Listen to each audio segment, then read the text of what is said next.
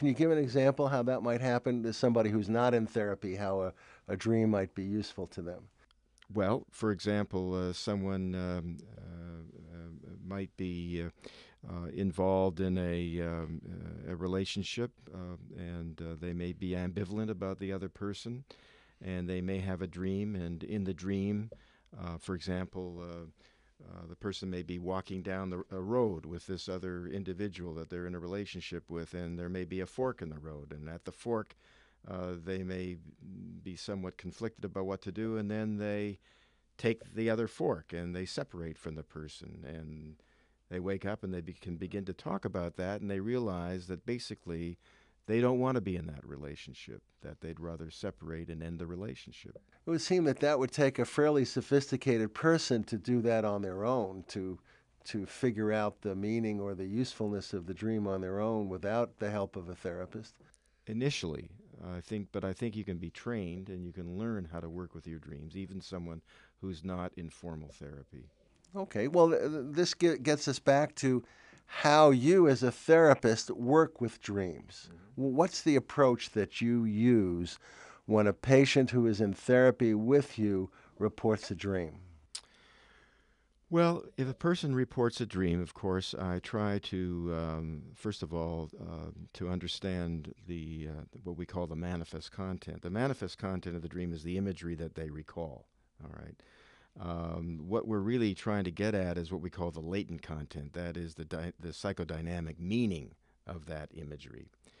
Dreams, are basically narratives, and of course, they're in visual or auditory imagery, and that imagery is metaphorical. It's symbolic, and what we're trying to do is understand the language of the dream, the symbolic language of the dream, in order to make sense out of it.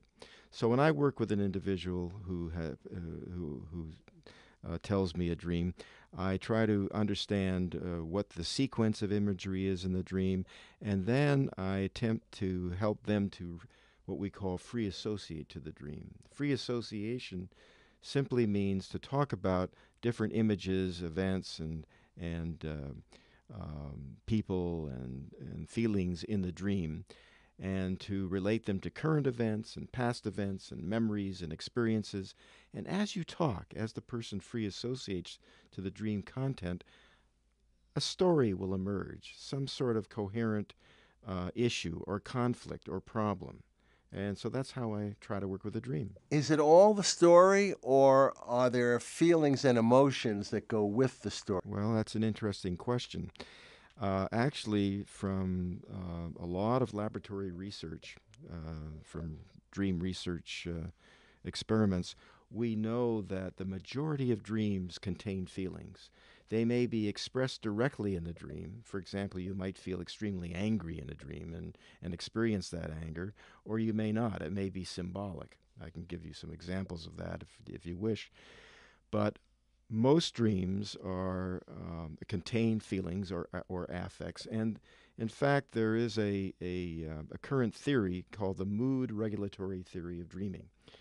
It's a theory that was developed by my friend and colleague Milton Kramer, who himself recently came out with a book. I'll give Milton a plug here. It's called The Dream Experience, but he from his experiments he's found that one of the main functions of dreaming is to try to regulate our emotions. So if we have a particularly emotional experience a previous day, a painful emotional experience, in our dreams that night, we tackle that emotion. We try to resolve it, or in some way neutralize it.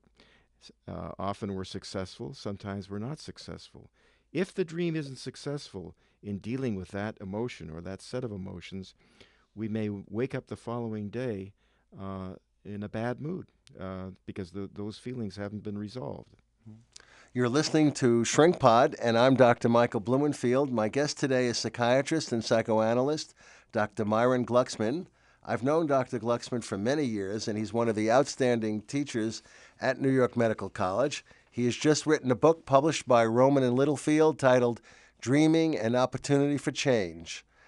Is there special significance, Dr. Glucksman, if someone has a repetitive dream on a regular basis? Yes, there is. Repetitive dreams are very common, and usually they're what we call anxiety dreams. And an anxiety dream is a dream that's dealing with some issue or a situation or a person that's very threatening to us. For example, a person may have a dream about being in a car and going downhill and applying the brakes, and the brakes don't hold and they're about to crash. And they may have that dream repetitively, even on successive nights. The thing is, if you really examine the life of a person who's having repetitive anxiety dreams, by and large, you'll find that they are dealing with a particular stressful situation or a crisis. And the dream is attempting to deal with that problem or that crisis. In the case of, for example, the repetitive dream about brakes failing, this happened to be the dream of a woman who was involved in a romantic relationship. She had been previously divorced, an unhappy marriage, and she was very concerned that the current relationship would also possibly end in disaster or divorce like her first marriage.